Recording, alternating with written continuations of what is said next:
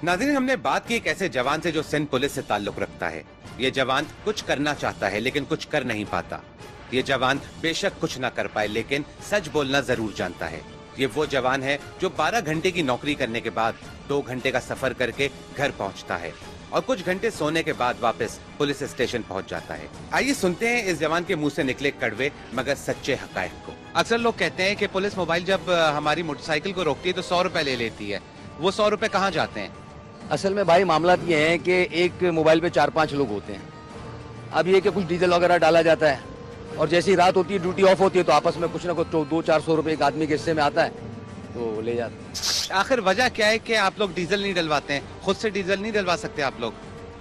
डलवाते हैं जब जरूरत पड़ती है, लेकिन अब हमें इतनी तनख्वाही नहीं मिलती, जो मैं आपको पहले कह चुका हूँ कि इस महंगाई के दौर में कि हम डीजल डलवाएं या घर को देखें या अपने आप को देखें, आप खुद समझदार हैं। अगर आप सही मानों में कांस्टेबल हो या छोटे अफसर हो, बड़े अफसर हो या कांस्टेबल हो, अगर आप उनको सही मानों में उनको तनख्वाह दें, उनको पूरी सहूलियात दें और तमाम मामला उनको मुहैया किए जाएं, सहूलत दी जाए, तो मैं नहीं समझता हूँ कि हमारी कराची की पुलिस फोर्स जो है वो किसी से पीछे है। तमाम वो काम करके देगी जो उनकी रिक्वायरमेंट होगी लोगों की। हम इसीलिए भर्ती होते हैं कि लोगों के माल और जान का तहफ़्फ़ुज़ करें, लेकिन हमारा अपना ही तहफ़्फ़ुज़ नहीं, आपको समझदार है। मेडिकल वो नहीं है, सहूलियात नहीं है। वो जो अब बंदा मार दिया, सिपाही मार दिया, अफसर मार दिया, 2 लाख दे दिए, 5 लाख दे दिए, 10 लाख दे दिए, 20 लाख दे दिए, तो ये इंसान की वैल्यू तो नहीं है। बंदा मार दिया, ताज़ियत कर ली, 50 लाख दे दिए, 10 लाख दे दिए, उस इंसान है। अगर आप इंसान को समझे, चाहे वो सिविल हो, चाहे वो गवर्नमेंट का अफसर हो, कोई भी इंसान है। कभी आपने कोई मुकाबला किया है? हाँ, आज से 3-4 साल पहले हम जा रहे थे, चेकिंग पे थे, रूटीन पेट्रोलिंग पे, तो वहाँ पे देखा कि गाड़ी में 2 लड़के जो है वो मोबाइल छीन रहे थे, तो मुकाबला हो गया था उनसे। फायर मारा तो गोली जो असले में फंस गई थी। तो चैम्बर, आपको मैं पहले ही कह रहा हूँ कि वेपन सही नहीं है, कोई चीज नहीं सही दे रहे, तो क्या करेंगे आप? नाजरीन, आज हम अपने प्रोग्राम रेड में कोशिश करेंगे कि जान सके उन हकायक को जिन पर बात किए बगैर शहर कराची में जराइम पर काबू पाना नामुमकिन है। इसी तरह हम बात करेंगे पुलिस डिपार्टमेंट की उन खामियों पर कि जिन पर काबू पाए बगैर पुलिस को मजबूत किया जाना भी तकरीबन नामुमकिन है।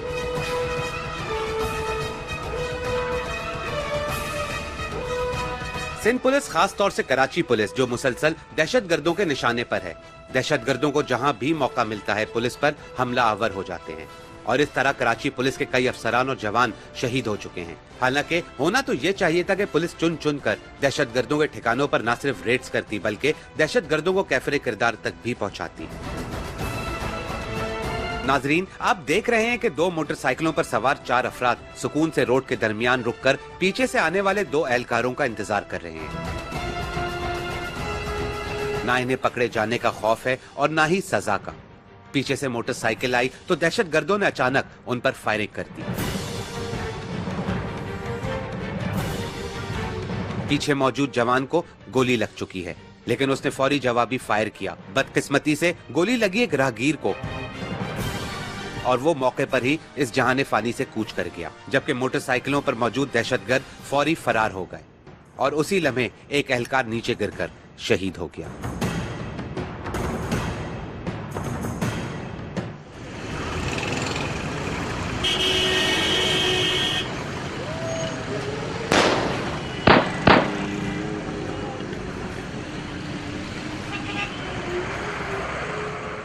नाजरीन, ये तो शहादत देखी आपने एक उस पुलिस जवान की जो हर तरह के मसाइल के बावजूद भी जराइम को काबू में लाने की अपनी हद तक कोशिशों में लगा हुआ था और शायद इसीलिए इस एहलकार को शहीद कर दिया गया।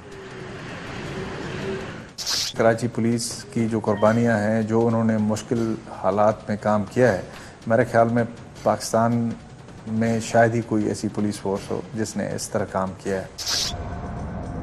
याद रहे, सन 1990 में जब सिंध पुलिस की भर्तियां हुई थीं, उस वक्त 100 असिस्टेंट सब इंस्पेक्टर्स भर्ती किए गए, लेकिन जब ये लोग ट्रेनिंग के लिए पहुंचे तो पता चला कि तकरीबन 650 एहलकार वहां ट्रेनिंग के लिए मौजूद हैं। बाकी एहलकार दरहकीकत कोटा सिस्टम की वजह से वहां मौजूद थे। इसका मतलब हुआ हर एमएनए और एमपीए के हिस्से में तकरीबन 3 से 4 एहलकार आए, यानी पॉलिटिकल भर्तियां की गई। इन एहलकारों को हुकूमत की तब्दीली के वक्त हटा दिया गया, लेकिन हमारी अदालतों के हुक्म पर ये सब एहलकार वापस बहाल कर दिए गए। बहरहाल कोटा सिस्टम खत्म हो गया, लेकिन गैर महसूस तरीके से सियासी वाबस्तगियां अभी तक जारी हैं। तो ये भी हो सकता है कि इन्हीं सियासी वाबस्तगियों की वजह से एहलकारों को निशाना बनाया जाता हो। लेकिन चाहे वजह कुछ भी हो, निशाना हमारी पुलिस फोर्स ही बन रही है, जिसकी मिसालें हमारे शहर कराची में बिखरी पड़ी हैं। एक सिंपल थ्रेट होती है कि किसी को गोली से शूट कर देना, किसी मौके पे कोई गाड़ी जा रही है उसके ऊपर फायर कर दिया।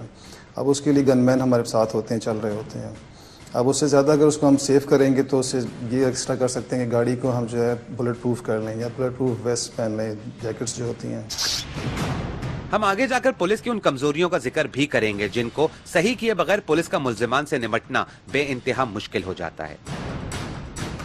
यहाँ हम अभी जिक्र करेंगे सिंध पुलिस में रीढ़ की हड्डी जैसी हैसियत रखने वाले एसपी सीआईडी चौधरी असलम का, जिन्होंने अपने दिमाग और हिम्मत के बलबूते पर एएसआई से एसपी का सफर बेइंतहा बर्क रफ्तारी से किया, और अब यही हिम्मत और दिमाग काम कर रहा था दहशतगर्दों के खिलाफ। नाज़रीन, मैं हूं अली हाशमी और आप देख रहे हैं प्रोग्राम रेड जिसमें हर हफ्ते करते हैं पर्दाफाश जुर्म और जराइम करने वालों का। आज के एपिसोड में हम बात करेंगे सिक्योरिटी पे, उन बेसिक रिक्वायरमेंट से जो बहुत पहले पूरी हो जानी चाहिए थी लेकिन पूरी नहीं हो सकी। इसकी वजूहात जानने की कोशिश करेंगे। बेसिक रिक्वायरमेंट्स में याद रहे कि डीजल होता है जो इनको 24 घंटे में 7 लीटर मिलता है। इसमें बुलेट प्रूफ जैकेट्स होती हैं, इसमें मेंटेनेंस होती है, इसमें मोबाइल के खर्चे होते हैं, इसके अंदर खाना पीना होता है जब इनकी ड्यूटीज लगी होती है। याद रहे कि दूसरी सारी एजेंसीज की ये बेसिक रिक्वायरमेंट्स पूरी होती हैं और इसीलिए वो प्रॉपर काम कर पाती हैं। लेकिन जिनके हाथों में हमारी सिक्योरिटी होती है, आवाम की सिक्योरिटी होती है, वो उनको कमजोर रखा जाता है। कोई प्लान होता है या फिर शायद कोई देखना नहीं चाहता है, पुलिस फोर्स काम करना चाहती है, उसके बावजूद भी काम नहीं करने दिया जाता है। पॉलिटिकल इन्फ्लुएंस होता है, पॉलिटिकल इंटरफेरेंस होती है, जिसकी वजह से प्रॉब्लम्स कंटिन्यूअसली हमें फेस करना पड़ती हैं। इस वक्त आपको मेरे बैकग्राउंड पे गाड़ी नजर आ रही होगी जो चौधरी असलम की थी। चौधरी असलम ऐसा नाम जो टेररिस्ट के लिए एक दहशत की अलामत बना हुआ था, लेकिन टेररिस्ट ने फायदा उठाया, दहशतगर्दों ने उस वक्त का कि जब इसकी सिक्योरिटी में कुछ कमी हो, कुछ ऐसी गफलत का फायदा उठाया जो शायद नहीं होनी चाहिए थी और हुई, जिसका फायदा हुआ टेररिस्ट को और चौधरी असलम को जो है उन्होंने शहीद कर दिया।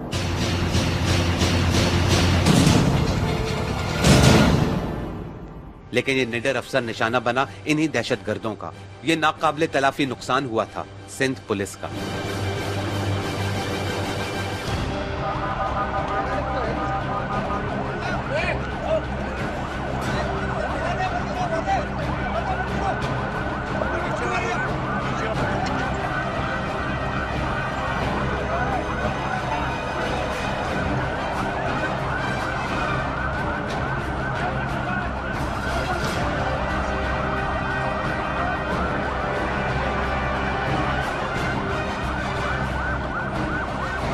हर बंदा मुश्किलों से निकल कर तरक्की पाता है। चौधरी ने भी ऐसे बैठ के तो नहीं घर में शोहरत पाई।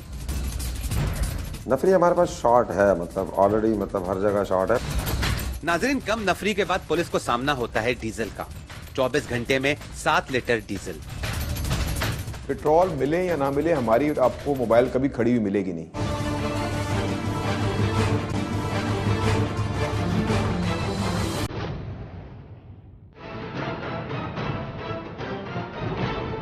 हैरत की बात है कि पुलिस के जवान मुसलसल शहीद हो रहे हैं। पुलिस ऑफिसर्स अपनी जानों का नजराना पेश कर रहे हैं, लेकिन फिर भी वो इक़दामात नहीं किए जाते जो पुलिस के लिए बेइंतहा जरूरी हैं। हमने बात की उस अजीम औरत से जो शहीद चौधरी असलम की कामयाबियों में बड़ा अहम किरदार अदा कर रही थी। मुल्ज़िमान के कब्जे से एक LMG, 5 कलेक्शन को, 5 hand grenade, 5 TT pistol, 500 round बरामद हुए हैं। आइए आप भी सुने कि इस शहीद की बेवा क्या कहती है। जिंदगी में उस बंदे ने आकर कभी नहीं कहा कि मुझे थ्रेड्स है। जब मैंने उनको कभी बिठा के पूछा कि देखिए मुझे मेरे पास ये खबर आ रही है, आपके पास थ्रेड्स लेटर मौजूद है, तो वो ऐसे ही मजाक से बोला आपको परेशान होने की जरूरत नहीं है, ऐसी कोई चीज़ मेरे पास नहीं है। मतलब एक झूठा सहारा कि फैमिली डिस्टर्ब ना हो।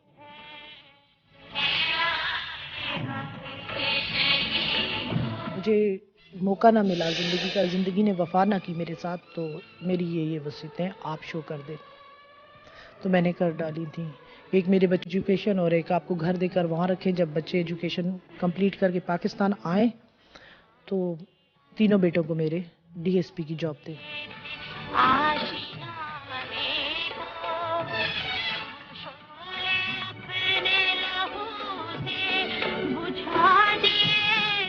हर बंदा मुश्किलों से निकल कर तरक्की पाता है। चौधरी ने भी ऐसे बैठ के तो नहीं घर में शोहरत पाई, काम किया है तो ये मैं भी वैसा ही करूँगी काम।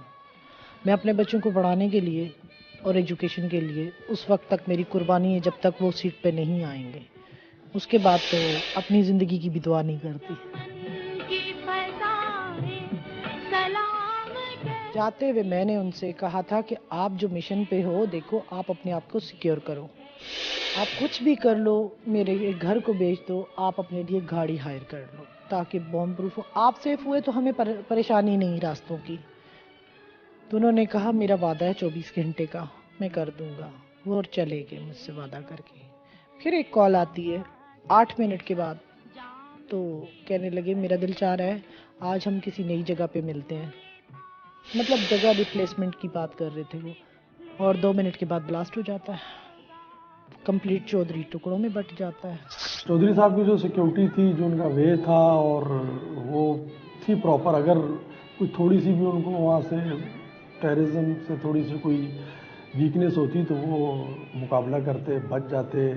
लेकिन चूँकि वो एक काफ़ी सारी, मैं समझता हूँ कि प्लानिंग के साथ उनके साथ ये हुआ है। सुबह 7:30 तो वो घर आए थे। उस रात उन्होंने कोई मेरे ख्याल में ऑपरेशन किया था या कोई इनकाउंटर हुए थे, तो वो 7:30 घर आए थे। तो मेरी उनसे बात चली कि आपके पास कोई सिक्योर लाइफ नहीं है, ना कि कोई गाड़ी है, आप काम को तरीके को बदले, आप क्यों नहीं समझते। मेरी इस मौजू पे बात रही। बहरहाल उन्होंने कहा ठीक है, मैं 9 बज रहे, मुझे सोने दें, मुझे फिर उठना है। शाम की बात है, जो बच्चों के कह रहे हो ना, निकलने से पहले उसको कहने लगे कि मेरा दिल कह रहा है कि मैं बच्चों को छोड़ दूं, आप टेंशन में हैं। मैंने कहा नहीं, अपनी गाड़ी में मत छोड़ना आप, क्योंकि जो गाड़ी वो 3 दिन यूज़ करते थे वो ट्रेस हो जाती थी। मगर अगर ये बंदा सिक्योर होता है, जैमर दे दिए जाते, तो शायद इस हादसा न होता। चौधरी असलम साहब के वाक़े के बाद ये चीज़ बड़ी क्लियर हो चुकी है कि हमें इन टेररिस्ट के जो हाइड आउट्स हैं, ठिकाने हैं, जहाँ से ये प्लान कर रहे हैं और एग्जीक्यूट कर रहे हैं और कामयाबी से एग्जीक्यूट कर रहे हैं सो फार, इनको वहाँ पे हिट करना है। कितने हुए, मेरे घर पे भी हुआ। मेरे सारे बच्चे, मैं, मेरे काम वर्कर, हम सब मौजूद रहे। किसी को एक नाखन जितनी खराश तो नहीं आई। 150 kg लगाया गया, तो कहाँ से बचेगी गाड़ी। फिट कह रहे हैं हाइट पे गई ऊपर, मेटल का तो नहीं होता ना आदमी। गाड़ी देखे उससे सुबह मेरे बच्चे छोड़े गए हैं, एक बात याद रखिए। फिर उसमें गाड़ी में मेरे बच्चे लाए गए स्कूल से। उस वक्त तक चौधरी सो रहे थे घर पे, क्योंकि आए ही सुबह 7:30 है। और उसके बाद गाड़ी कहीं गई भी नहीं, गाड़ी पूरी सिक्योरिटी में रही। तो गाड़ी में अगर ऐसी चीज़ लगाई जाती है तो उसका एक टाइम होता है। गाड़ी बनने भी गई थी बीच में कहीं पर? हाँ, वो दूसरी की, वो बॉम्ब प्रूफ गाड़ी थी, उनके दोस्त की थी। उन्होंने मांगी थी कि इसमें काम है, थोड़ा सा दे दें। मैं नहीं थी पाकिस्तान में, मैं गाड़ी की वजह से पाकिस्तान इंटर हुई हूँ। जो वादा किया वो पूरा किया है मैंने चौधरी के साथ, मर के भी, कि ये नहीं रोएगी, मैं नहीं रोऊंगी उनके लिए, मेरी दुआएं हैं उसके साथ। नाज़रीन, सिक्योरिटी के पेश नजर हम शहीद चौधरी असलम की बेवा का चेहरा नहीं दिखा रहे। अल्लाह ताला इन्हें और इनके बच्चों को अपने हिफ्ज़ो अमान में रखे। खुदा गवाह है, शहादत की मौत पाई है। खुदा का शुक्र है, मैदान से मुंह नहीं मोड़ा। दहन पे, सीने पे, बाजू पे जख्म खाए हैं कि शेर लौट रहा है कछार की जानिब। उदू का खून पिए, हड्डियां चबाए हुए, तेरा शहीद लहू में नहा के आया है। कदम कदम पे गुलिस्ता खिला के आया है। हजार आंधियां आए वो बुझ नहीं सकती।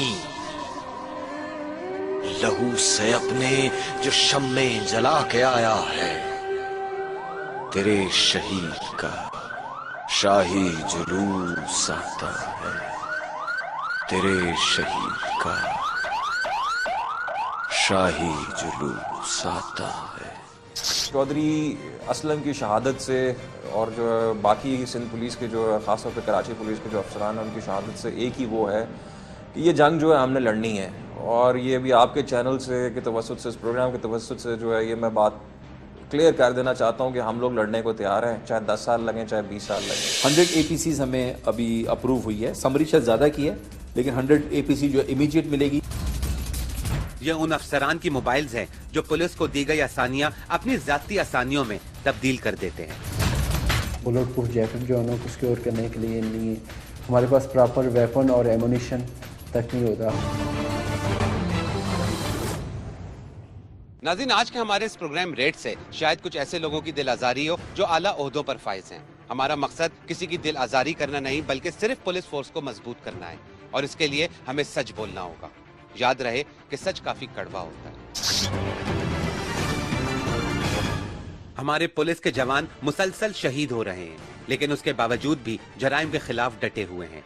क्या हुकूमत वक्त की जिम्मेदारी नहीं कि वो पुलिस को बुनियादी सहूलियात फराहम करे ताकि वो माशरे से नासूरों को उखाड़ फेंके?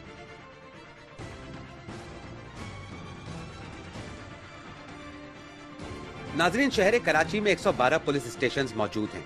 इनमें इफेक्टिव नफरी 13,000 है।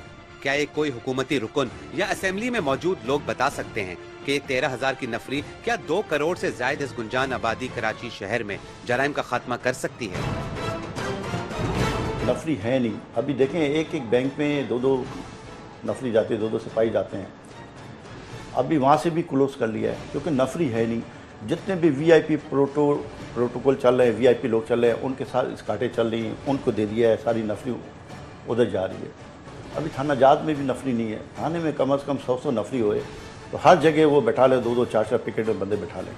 नफरी हमारे पास शॉर्ट है, मतलब ऑलरेडी, मतलब हर जगह शॉर्ट है। पर जहाँ हमारे को लॉ एंड ऑर्डर या कोई ऐसी ज़रूरत पड़ती है तो हमारे को दूसरे थानों की मदद मिल जाती है, हेडक्वार्टर से नफरी मिल जाती है और मैनेज हो जाता है।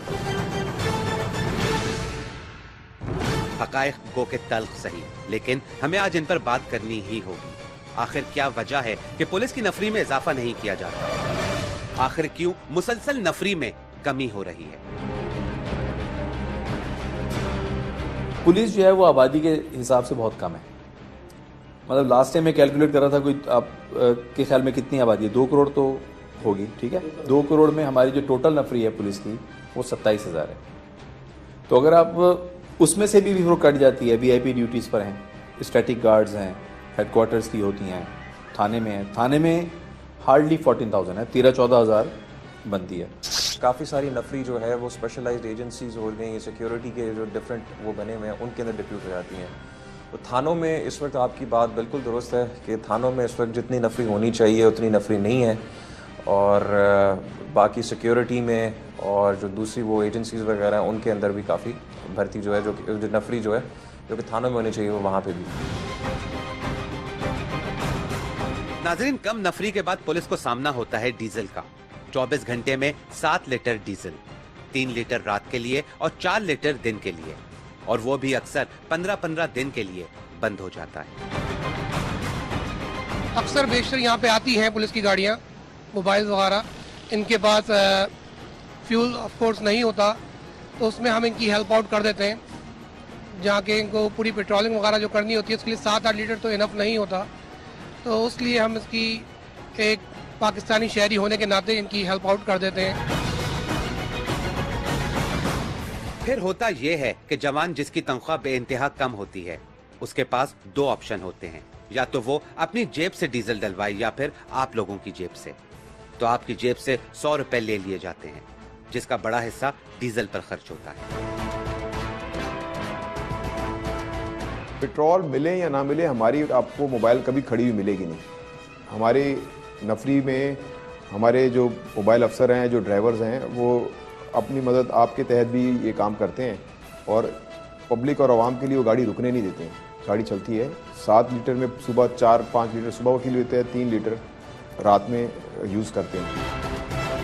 नाजरीन, दिन में पुलिस गश्त करे या रात में, पुलिस कहीं रेड करे या कहीं भी इन्वेस्टिगेशन के लिए जाए, हर जगह हर वक्त डीजल की ही जरूरत पड़ती है। फ्यूल है तो कम, पर अफसरान से रिक्वेस्ट हुई है, इंशाल्लाह ये कमी दूर हो जाएगी। उन्होंने बताया है कि बहुत जल्दी ये मसला फ्यूल वाला भी हल हो जाएगा। नाज़रीन, डीजल का मसला सही किए बगैर पुलिस स्टेशन से करप्शन का खात्मा नामुमकिन है। याद रहे कि 31 दिसंबर 2013 से 12 जनवरी 2014 तक, यानी तकरीबन 13 दिनों के लिए थानों को डीजल की फराहमी मुअत्तल रही, लेकिन गश्त मुसलसल होता रहा। क्या इस तरह से करप्शन का खात्मा मुमकिन है? ये फैसला हमारी आवाम या आला हुक्काम करेगी। नाज़रीन, यहाँ ये बताया जाना बेइंतहा जरूरी है कि पिछले 10 सालों में 4000 bullet proof jackets Karachi police को दी गयी। 2000 जैकेट्स की खरीदारी की गई सन 2000 में और 2000 जैकेट्स की खरीदारी की गई अभी कुछ अर्सा पहले। अभी मंजूर कर दिए सीएम साहब ने एक समरी, उसके मुताबिक हमें कोई 2000 जैकेट्स अनकरीब मिल जाएंगी। 100 APCs हमें अभी अप्रूव हुई है, समरी शायद ज़्यादा की है, लेकिन 100 APC जो इमीडिएट मिलेगी, जिसमें से 20 जो है हमें अगले 10-12 दिन में मिल जानी चाहिए। 13,000 की इफेक्टिव नफरी के लिए सिर्फ 4000 बुलेट प्रूफ जैकेट्स, और उन हालात में कि जबकि पुलिस को खास तौर से निशाना बनाया जा रहा हो। पुलिस जैकेट जो है पहले थी और अभी बहुत कम है। अभी सुना है कि आईजी साहब ने अनाउंस किया है कि 15,000 जैकेटें मिल रही हैं, नई गाड़ियां मिल रही हैं। अभी उन्होंने ऐलान तो किया है। पुलिस जैकेट तो बहुत ज़रूरी होनी चाहिए। जितने भी स्नैप चेकिंग करते हैं उनका पुलिस जैकेट ही नहीं होती है। बुलेट प्रूफ जैकेट जो है उनको सिक्योर करने के लिए नहीं है, हमारे पास प्रॉपर वेपन और एमुनिशन तक नहीं होता। हमारे जो बीडी की टीम्स हैं उनके पास प्रॉपर किट नहीं होती कि वो उसको कर सकें। क्राइम सीन प्रोटेक्शन के लिए अभी हमारे पास मटेरियल आ गया, लेकिन इससे पहले क्राइम सीन को प्रोटेक्ट करने के लिए हमारे पास प्रॉपर किट नहीं होती थी। सबको इन कड़वे हकायक का इल्म है, लेकिन हैरत अंगेज तौर पर जिनका काम है पुलिस को मजबूत करना, उन्हें ही इल्म नहीं। पुरानी गाड़ियाँ नाकिस हैं, चलने के काबिल नहीं है सर। मूवी अगर बना लें, लेकिन उनसे पूछ जरूर लें, यार ये तुम क्यों सोए हुए हो। रेंजर्स में आप देखें, रेंजर्स में सपोर्ट बहुत है, बेनिफिट बहुत है, पिक एंड ड्रॉप है रेंजर्स में। नाज़रीन, पुलिस फोर्स को मजबूत करना हुकूमत वक्त की तरजीहात में से एक तरजीह होनी चाहिए।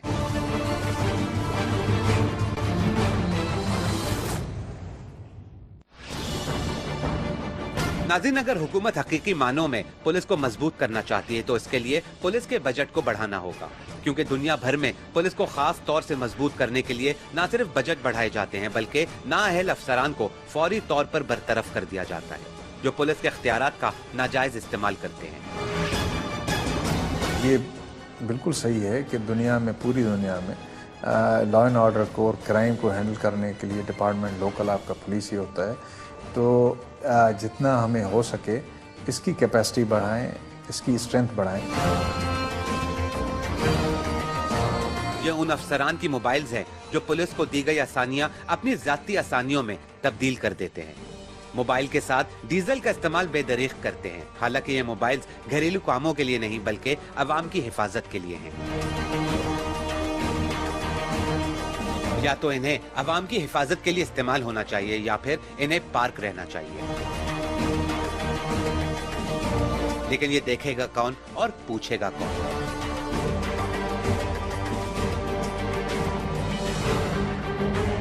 नाज़रीन, SSU पुलिस का इदारा है जो VVIPs को सिक्योरिटी फराहम करता है।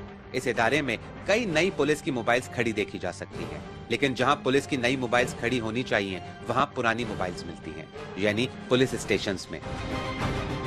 पुरानी गाड़ियाँ नाकिस हैं, चलने के काबिल नहीं है सर। न्यू गाड़ी होंगी ताकि इलाके में बेहतर से बेहतर हम नौकरी सर अंजाम दे पाएंगे। इससे हमारा पुलिस का फ़ायदा है, पुलिस का नुकसान नहीं होगा और इलाके में अमन भी होगा। गाड़ियाँ जो हैं वो जो उनकी मेंटेनेंस का हाल है या उनका जो रिसोर्सेज आते हैं मेंटेनेंस के लिए भी उसमें बहुत कमी रह जाती है और जो उसकी सिचुएशन है वो कोई इतनी अच्छी नहीं है। और नई गाड़ियाँ जो आती हैं तो वो सिक्योरिटी डिवीज़न में चली जाती हैं क्योंकि उन्होंने मूव करना होता है VIPs के साथ या VVIPs के साथ और उनको एक फास्ट मूविंग व्हीकल्स चाहिए होती हैं। पुलिस स्टेशंस भी वीवीआईपीज को सिक्योरिटी फराहम करते हैं और अक्सर जवान अगर 15 घंटे की ड्यूटी के बाद 2 मिनट के लिए भी आंखें बंद कर ले तो माजरत के साथ टीवी और अखबारात में उसका जिक्र होता है। कोई ऐसी वीकनेस आ जाती है तो जिसमें जवान, जैसे आपने बताया कि जवान मोबाइल में बैठा हुआ है या ऊँग रहा है या सो रहा है, तो वो हमें कम से कम ये चीज़ भी देखनी चाहिए कि वो जवान 12 से 14 घंटे भी अगर एक सिक्योरिटी नौकरी कर रहा पड़ा है तो उसके लिए प्रॉब्लम तो बहरहाल थकावट है, बहुत सारी ऐसी चीज़ें हैं, घरेलू मसाइल हैं उसके साथ। लेकिन कोई भी इस सोए हुए एहलकार की पिछले 15 घंटे की सख्त तरीन ड्यूटी पर बात करना भी पसंद नहीं करता। वो तो बेचारा ड्यूटी कर रहा है, वो तो ड्यूटी इतनी कर रहा है कि आप सोच भी नहीं सकते। वो तो उसको बेचारे को घर बाहर भूला हुआ है उसको, तो वो तो अपने घरों को भी नहीं जा रहा है। वो तो रात को जाता है सोने के लिए या सुबह बेचारा जब जाता है वो जाते सोता उठ के इधर आ जाता है। तो इसमें थोड़ा सा अगर आप लोग भी देखेंगे उसको, थोड़ा उसको उसकी मूवी अगर बना लें, लेकिन उससे पूछ जरूर लें यार ये तुम क्यों सोए हुए हो। नाज़रीन, कराची पुलिस को अगर हम दूसरी लॉ इन्फोर्समेंट एजेंसीज के साथ कंपेयर करें तो वाज़ेह फर्क नजर आता है, जिसकी वजह सियासी मुदाखलत है।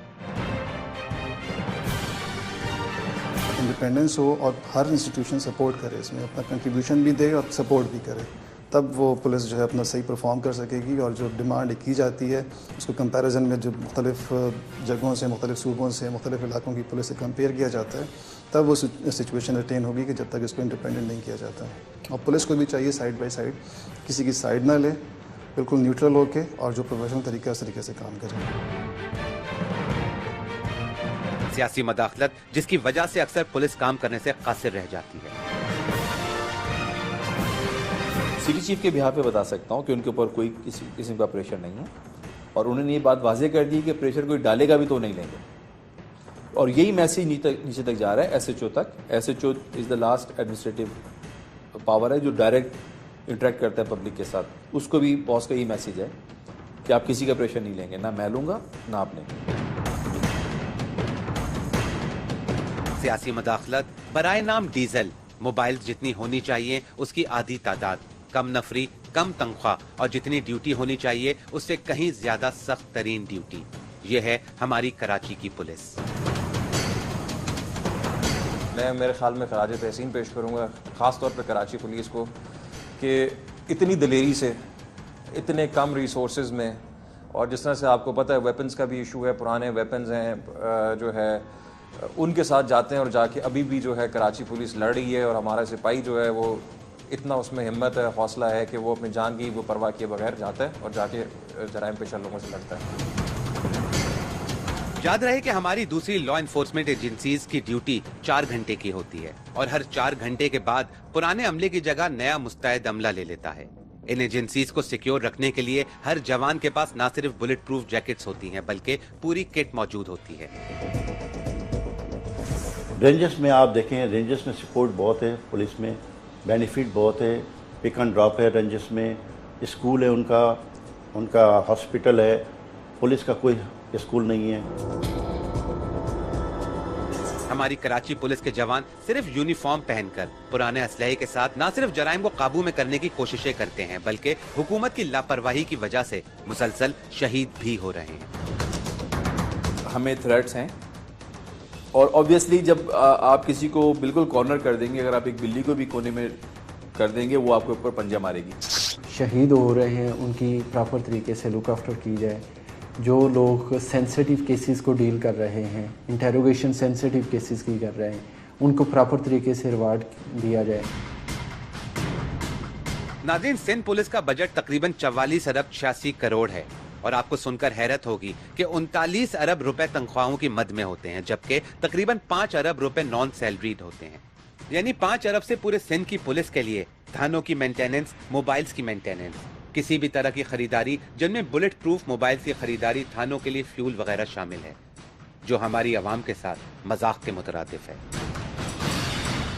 पहले सिस्टम ये था कि बजट्स जो थे वो सीनियर ऑफिसर्स के अंदर आते थे, उसके बाद नीचे तक ट्रांसफ़र नहीं होते थे। लेकिन पिछले चंद माह से हुआ ये कि पुलिस स्टेशंस के अंदर भी बजट जाना शुरू हो गए हैं। अभी अक्सर एसएचओज जो हैं वो अपने डीडीओ खुद हैं, लेकिन ऑब्वियसली वो बजट जो है वो थोड़ा होता है क्योंकि तमाम थाना जात में डिस्ट्रीब्यूट होता है, तो वो उसमें से कुछ हद तक जो है काम तो हो सकता है बाकी जो जिस तरह से मेजर है उसके लिए फिर ऑब्वियसली वो वर्कशॉप में भिजवाना ही पड़ती है। नाज़रीन, पुलिस फोर्स को मजबूत करना हुकूमत वक्त की तरजीहात में से एक तरजीह होनी चाहिए, लेकिन हैरत की बात है कि तकरीबन 60 साल के बाद भी हुकूमत इसमें पूरी तरह से नाकाम नजर आती है और भुगतती हमारी आवाम है। इस वक्त हमारे जवान को ना सिर्फ अपनी सिक्योरिटी का बल्कि अपने बच्चों की और अपनी जो फैमिली है उनकी सिक्योरिटी का भी इशू है। ज़रूरत इस चीज़ की है कि इन तमाम चीज़ों को इसमें रिसोर्सेज और डाले जाएँ कि जहाँ जिस थाने में अगर 2 मोबाइलें वहाँ उसकी जगह 4 मोबाइलें होंगी तो इलाका ज़्यादा अच्छा कवर हो जाएगा। अब देखना यह है कि असेंबली में कौन से सियासतदान ऐसे हैं जो पुलिस को मजबूत करने के लिए बात करते हैं।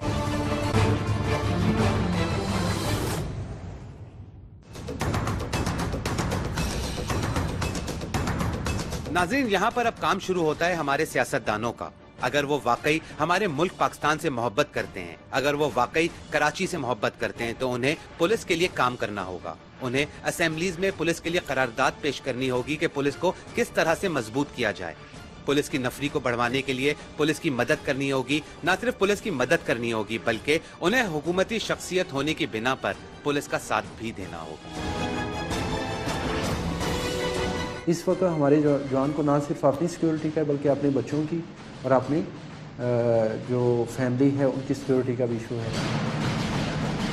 अब देखना यह है कि असेंबली में कौन से सियासतदान ऐसे हैं जो पुलिस को मजबूत करने के लिए बात करते हैं और कौन से सियासतदान ऐसे हैं कि पुलिस को सिर्फ अपने मकासद के लिए इस्तेमाल करते हैं।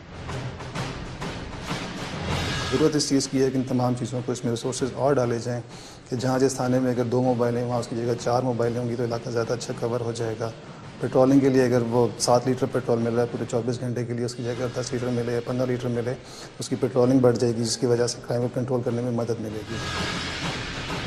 नाज़रीन, हमने सिंध पुलिस के खास तौर से कराची पुलिस के काफी ज्यादा रेड्स कवर किए और हमें एहसास हुआ कि पुलिस किन मसाइल का शिकार होती है।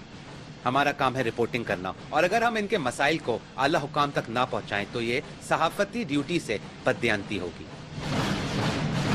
अब देखना यह है कि हुकूमती शख्सियत क्या किरदार अदा करती हैं, किस तरह से पुलिस को मजबूत करती हैं और किस तरह से पुलिस की नफरी बढ़ाने में पुलिस की मदद करती हैं। हमारे यहाँ बदकिस्मती से हम लोग रिएक्शन पे ज़्यादा जोर डालते हैं। हम लोग प्रोएक्टिव नहीं है कि हमारी कोई प्लानिंग हो कॉम्प्रिहेंसिव। आबादी के तनाजुर से जी पुलिस की तादाद बढ़ा दें, पुलिस को लॉजिस्टिक्स प्रोवाइड कर दें, लेजिस्लेशन की ज़रूरत है वहाँ कर दें, तो हम लोग हमारी कोई प्लानिंग तो है नहीं। और जब सर पे आ पड़ी है तो वट एवर यू हैव आपको वो यूटिलाइज करना है और अपना काम करना है। मैं कहता हूँ इस मौके पे अवाम सबसे बेहतर अगर कोई मदद कर सकते हैं तो अगर उनके साथ कोई जिस तरह एक्सटॉर्शन कोई इस तरह की वाक़यात हों, पर्चा दें, एक्शन करवाएं उस पर ताकि वो रिकॉर्ड में आए। और प्लस उसके बाद अगर कोई एक इंफॉर्मेशन क्रिमिनल्स या ऐसे अनासर के बारे में उनको मिलती है इलाके में तो उसको इग्नोर और दागुजार न करें कि जी ये मेरे साथ नहीं है तो मेरा क्या काम। नाज़रीन, सिक्योरिटी के नाम पर कभी मोबाइल फोन बंद तो कभी डबल सवारी पर पाबंदी और कभी कभी तो मोटरसाइकिल चलाने पर भी पाबंदी लगा दी जाती है।